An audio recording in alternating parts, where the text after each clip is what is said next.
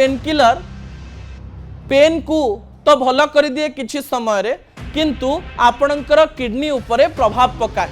लोक मान मन में प्रश्न आसुव जदि पेन किलर खाइबू नाही साधारण देह दरज रे आमे कौन करिवु।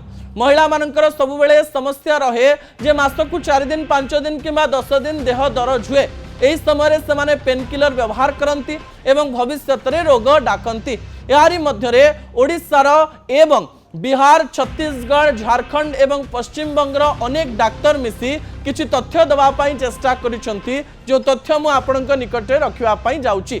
जदि आपणकर सामान्य देह दरज रही एवं 2 दिन देह दरज होची ताठारु अधिक दिन हुई नाही, घरे आपण एई खाइबा खाइले आपणकर देह दरज भल हो जाई पारे बोली प्राय 200 रु अधिक डाक्तर कहिसंती।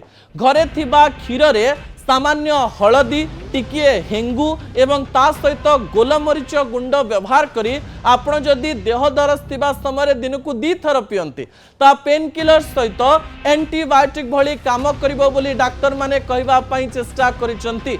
एवं यार क्वांटिटी अधिक न रखी आपण माने कप रे व्यवहार करि परिबे बोली डाक्तर माने कहबा पई चेष्टा करिसंती। प्रथमे क्षीर को सामान्य गरम करिवे, क्षीर रे गोटे चामच हलदी पकाइबे, सेथिरे गोटे पिंच हेंगू पकेइबा सहित किछि गोलमरीच गुंड दे ताकू किछि समय रखिदेबे।